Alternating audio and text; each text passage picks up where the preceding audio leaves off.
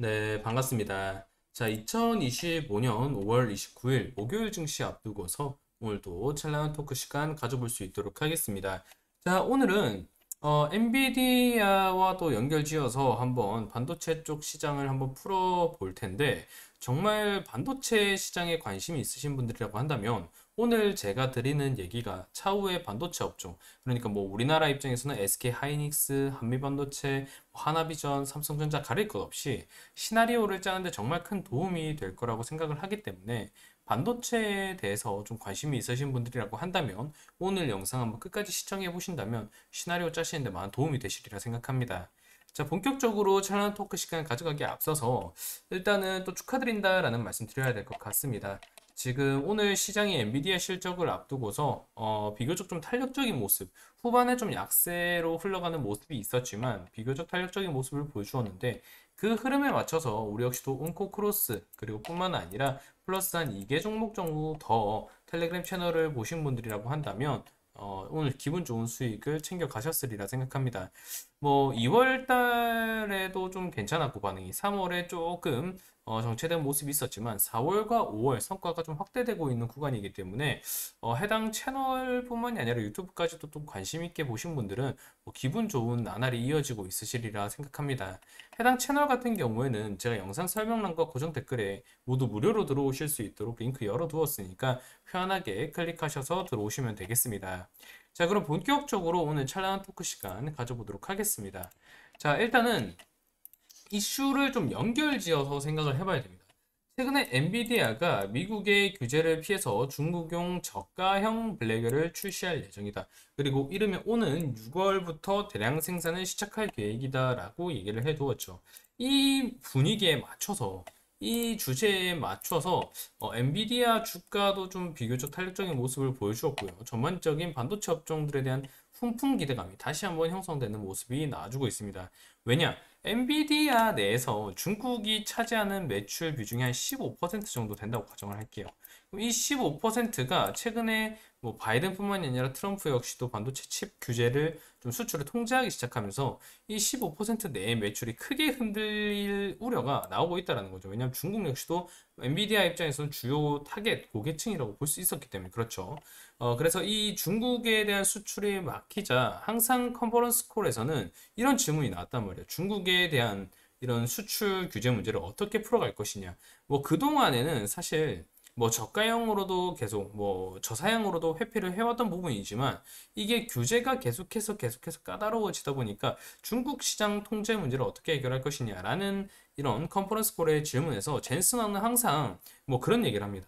뭐 중국 역시도 주요 소비국이긴 하지만 중국 외의 수주도 차고 넘친다. 향후 몇 년 동안은 끄떡없다. 이런 자신감을 좀 내비쳤다는 말이죠. 근데 최근에 이런 젠슨 황의 기조가 조금 흔들리는 모습을 보였어요.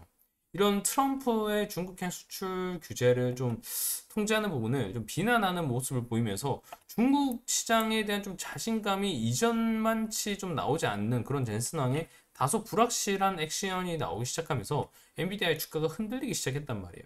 그러다가 이번에 엔비디아 미국 규제 피해 중국용 저가형 블랙을 출시할 예정이다라는 부분은 이런 자신이 없었던 모습을 좀 한 번에 뒤엎듯 중국 시장에 대한 공략 방법이 미국의 수출 규제 통제가 있음에도 불구하고 카드가 있다라는 것을 젠슨왕이 보여주고 있다라는 거죠. 이에 대한 기대감이 풀이됐다고 생각하시면 됩니다. 하지만 저는 이게 당장에는 좀 기대감으로 형성될 여지가 있지만, 저는 오히려 불확실성을 제공하게 되는 빌미를 좀 낳게 되는 시점이라고 생각을 합니다. 자, 그럼 왜 그런 말씀을 드리냐라고 한다면 결국 요 내용을 봐야 된다는 거예요. 자, 지난 5월 초에 미국과 중국 관세가 90일 유예를 하는데 합의를 했죠. 그래서 이 당시에 미국과 중국의 갈등 양상이 좀 완화되는 모습을 보이면서 미중 무역 전쟁에 대한 우려가 한꺼풀 소강된 것이 시장의 최근 반등에 좀 힘이 되곤 했습니다. 그런데 그 잘 생각해야 되죠. 자, 2023년 10월부터입니다. 2023년 사실 뭐 6월부터라고 봐도 되는데 하반기부터 본격적으로 AI를 등에 업은 반도체 관련주들의 강세가 이렇게 우상향이 매우 깊게 확인이 되었습니다. 그러다가 2023년 10월 뭐 그 인근부터 해서 대중 반도체 수출 규제 통제가 매우 까다로워지기 시작해요. 왜냐? 카피성 중국의 액션도 있지만 중국이 미국의 반도체 칩을 대량으로 모아감으로써 자국 내 AI 산업을 키우다 보니까 반도체 패권뿐만이 아니라 AI 패권까지 미국이 흔들릴 여지가 있다라는 측면이 대두된 거예요. 그러다 보니까 뭐 트럼프뿐만이 아니라 바이든 정권 때부터 꾸준히 반도체 수출 규제, 뭐 표면적으로는 칩 사양 규제거든요. 칩 사양을 규제하기 시작하면서 이 정도 되는 사양은 뭐 수출할 수 없다. 뭐 이렇게 얘기를 하면서 꾸준히 칩 사양, 반도체 수출을 좀 통제를 해왔다는 거죠. 그런데 엔비디아가 이를 회피하기 위해서 중국 시장을 겨냥하기 위해 꾸준히 저사양 칩을 계속해서 생산해서 중국에 주게 됩니다. 그러다 보니까 이렇게 수출 규제를 통제했는데도 중국의 엔비디아가 칩을 가져다 주면서 중국의 생산성을 높여주네. 그러면 어떻게 해야 돼요? 미국 입장에서는 계속해서 칩 사양을 저사양으로도 통제를 하기 시작하는 거예요. 그러면 어떻게 돼요? 저사양으로 통제를 하다 보니까 사실상 중국을 제외한 다른 국가들은 이런 저사양 칩을 그렇게 수요할 일이 없단 말이에요. 그러니까 중국을 노려서 저사양 칩들을 만들어낸 건데, 근데 이 규제 역시 깐깐해지니까 어때요? 엔비디아가 만들어놨던 기존의 저사양 칩들은 모두 재고로 남게 됩니다. 재고로. 아시겠지만 반도체 관련주들 같은 경우는 이 재고 리스크가 상당히 부담으로 하나요. 왜냐하면 신제품에 대한 뭐 새로운 사양, 더 높은 사양을 꾸준히 세대가 지날수록 원하기 때문에 저사양, 재고가 남는 부분은 처분하기가 상당히 까다로워집니다. 그런데 이 미국이 계속해서 저사양 칩에 대한 통제를 가하면 갈수록 엔비디아는 그걸 회피하기 위해서 더 낮은 사양의 칩을 만들어 왔는데 요것마저 통제하기 시작하니까 재고 리스크가 상당히 확대되고, 이에 최근에 뭐 트럼프의 반도체 수출 규제는 뭐 좋은 것이 아니다, 뭐 적당한 조치가 아니다 이렇게 나오면서 젠슨왕이 그간의 자신감과 달리 좀 비난의 자세로 좀 나오기 시작했다라는 것이 확인이 된다라는 거죠. 그러면 여기서 우리가 정치적으로 한번 해석을 해봐야 되는 게, 자, 미국이 중국의 저사양 칩 수출까지 통제한다라는 것은 결국에 어떤 분위기로 해석이 되냐면 미중 갈등으로 해석이 됩니다. 미중 갈등. 물론 미중 갈등이야 뭐 끊임없이 나오는 부분이지만 지금 시점에서 미중 갈등이 추가로 나온다라는 것은 어떤 리스크를 의미하느냐? 미국과 중국의 관세가 90일 동안 유예되었는데 이후에 이 유예가 추가적으로 연장되거나 혹은 그 과정에서 협상 테이블이 꾸려지는 게 아니라 반도체 시추를 다시 한번 통제하면서 중국의 또 심기를 또 건드릴 수가 있는 부분이고, 이 부분은 미중 갈등 양상으로 떠오르면서 이후에 90일 유예 이후에 좀 완만한 관세 협의가 아닌 다시 한번 또 지정학적 뭐 리스크라고 해야 될까요? 지정학적 리스크도 아직 완전히 뭐 해결이 되지 않은 시점에서 미중 관세 문제가 다시 한번 좀 대두가 되면서 인플레이션에 대한 우려, 이 부분이 다시 한번 부각될 여지가 있다라는 거죠. 그래서 엔비디아가 미국의 규제를 피해서 중국의 맞춤형 블랙웨어를 좀 출시한다라는 것은 당장에는 좀 반도체 업종 측면에서 좀 호조로 인식될 가능성이 있지만, 이를 과연 실제로 실적까지 이어진다라고 하면 미국이 과연 이를 가만히 놔둘까? 트럼프가 이를 과연 가만히 놔둘까? 라고 생각한다면 그거는 아니라는 거죠. 다시 한번 트럼프가 이 반도체 칩 통제를 한번 가할 가능성이 높고, 그렇게 되면 이는 미중 갈등 양상으로 불거지면서 미중 관세 이후에 유예 이후의 분위기가 조금 악화될 가능성이 있다라는 거죠. 그래서 그 측면으로 보면 당장 단기적 측면으로 본다라고 하면 뭐 호재로 인식할 수 있겠지만, 장기적으로 본다라고 하면 불확실성이 오히려 뭐 가중될 수 있을 만한 빌미를 제공했다라고 봅니다. 그래서 이번에 엔비디아가 그런 경우의 수를 고려함에도 왜 저사양 칩을 맞춤형으로 좀 뽑아내려고 하느냐라고 한다면, 이건 제 생각이지만 내일 현재 시간이 있을 컨퍼런스 콜, 컨퍼런스 콜에 좀 대비하기 위함이라고 생각이 듭니다. 이번 컨퍼런스 콜에서도 그런 의지는 나오겠죠. 중국의 이런 최근에 좀 재고 리스크도 커졌고 매출이 좀 악화가 됐다라고 들었는데, 이거를 차후에 어떻게 좀 개선하려고 하느냐라는 거에 대한 답변으로 이번 엔비디아의 맞춤형 블랙웰 출시 소식은 좋은 카드가 될 수 있다는 거죠. 그래서 이번 컨퍼런스 콜을 방어하기 위해서 이 엔비디아는 중국의 맞춤형 블랙웰을 좀 제작을 해간다, 생산을 해간다. 요거를 좀 꺼내들 가능성이 좀 높다라는 생각을 하고 있는 겁니다. 그래서 이거를 정리하면 이렇게 볼 수 있어요. 미중 갈등이라는 키워드를 일단 고려를 해야 되고요.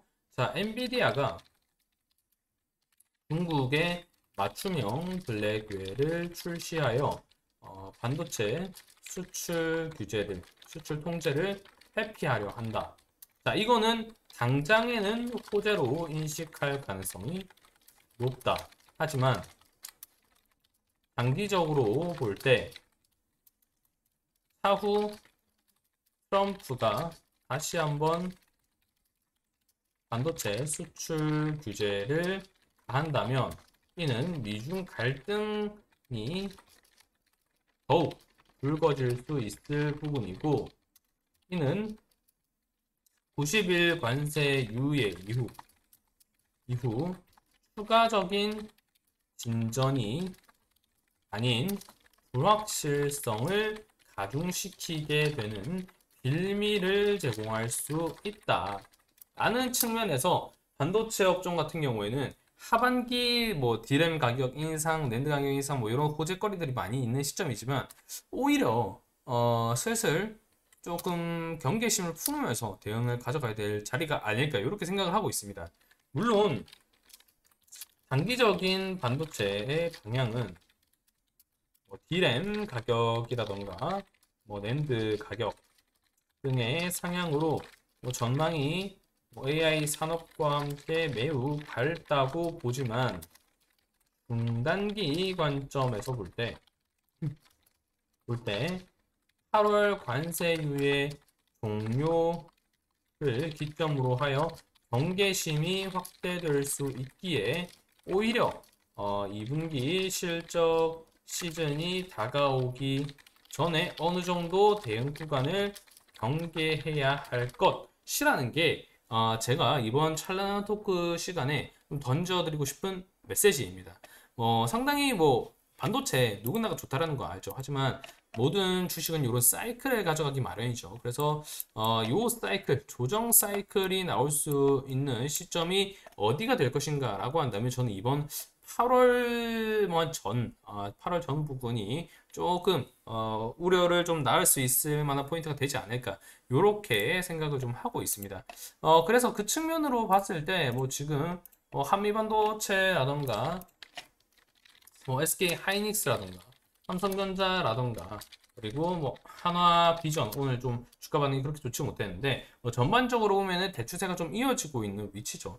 하지만 그럼에도 불구하고 오히려 이후에 추가적인 파동이 뭐 엔비디아 컨퍼런스 콜에서 실적이 어떻게 나올지는 모르겠지만 추가적인 파동이 나온다라고 하더라도 가급적이면 7, 8월 이전에는 어느 정도 낙폭이 떨어질 가능성이 높기 때문에 그 이전에는 경계심을 품고 대응 구간을 준비해야 된다라는 얘기를 오늘 한번 드려봅니다.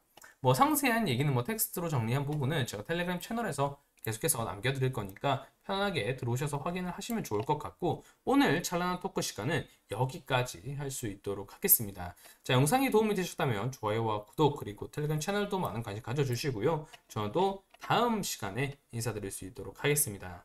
감사합니다.